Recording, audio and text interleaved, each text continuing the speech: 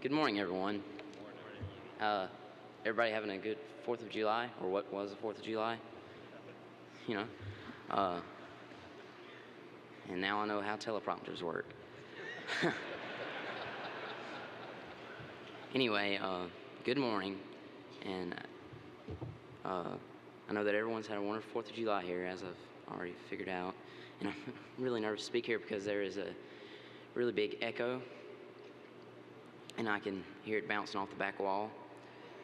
But before I begin, I just want to ask you a question right now, by show of hands. How many of you have children or grandchildren?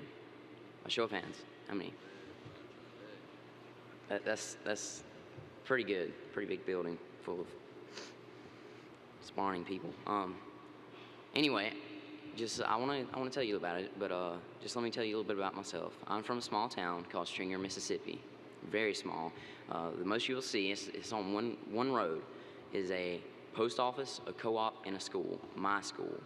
And there are around 700 students at Stringer Attendance Center, grades K through 12. And that's from about 5 years old to 17 years old. And there are probably about 250 some odd students in the high school portion. Now, as little as our school is, we had the privilege of hearing an internationally renowned speaker on drug and alcohol abuse, thanks to our local Elks drug awareness program and our state drug awareness chairman, Mr. Robert Cook, Rookie of the Year. And we at Stringer, along with many other students across the state of Mississippi, were able to hear Mr. Milton Crier speak, Big Milt. And now, I'm trying to word this, but sometimes, all right, you all have kids and grandkids, and sometimes we're a little quick to judge, a little judgmental, maybe even said hateful, but I've never met anybody like that, but just what I've been told. But what I do know is that in a matter of a few minutes, Mr. Crier, he managed to bring the entire auditorium to nearly a complete standstill, and he brought to life a matter that touched each of us. And in a moment that nearly brought me to tears, and I say this with the most sincerity, we were asked to stand if some of the following applied to us, such as if we knew someone who was addicted to drugs or alcohol, or were divorced because of drugs and alcohol, or had been sexually abused because of drugs and alcohol. And what was absolutely astounding was to find that all but a handful of over 200 teenagers he spoke to that day remained sitting. And I think it was unbelievable that nearly all of us were affected by drugs and alcohol. Everyone across the board, no matter your race, social class, gender, economic class, it didn't really matter. It affected everyone. Now, personally, after hearing his speech, I got out of it was that it was easier for me to talk with my peers about the consequences that come with drug and alcohol abuse, and I think I think it was more open. I think this newfound openness was pretty important because I found, me being 15 years old, going into the 10th grade, that my friends have gone from very confident non-users to suddenly deciding that they need to experiment.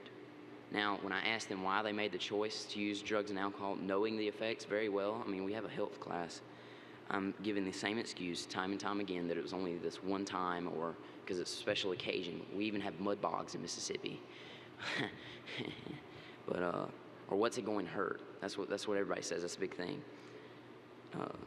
Now, so my point is, if I can say nothing else today, is that the youth of communities large and small need the Elks' help. Now, remember the question earlier, how many of you have children or grandchildren? Well, a bunch of you raised your hands, and with that in mind, I submit to you that we, the youth, your children and grandchildren, need the many-state Elk leaders to step up and educate and encourage us to make the right decisions. And this is your posterity calling to you. We need you.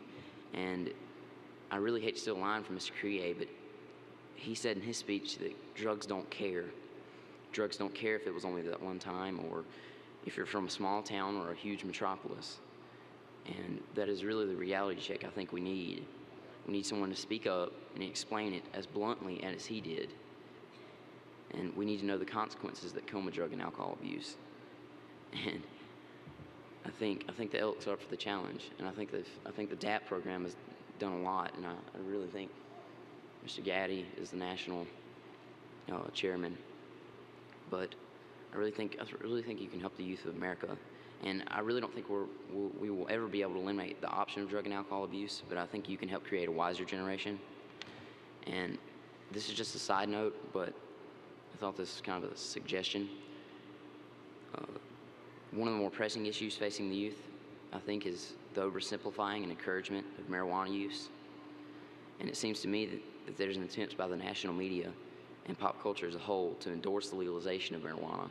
And really, it seems like they're purposely trying to distort the truth. And marijuana use is promoted by pop culture, it seems like, almost as much as alcohol use. And I certainly know as a 15-year-old that this is targeted at teenagers.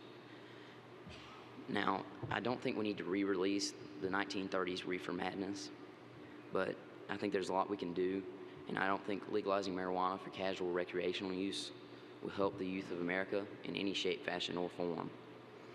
And it's an issue that youth like myself need to know the facts about, and it's most importantly the truth, like I said earlier. And I really do believe that this benevolent and protective order that we call the Elks is up for the challenge of fighting all of this, and I would like to thank you all for what you've already done. Anyway, God bless you. I hope you continue to have a wonderful time here in Orlando. I know I will. Thank you, and goodbye.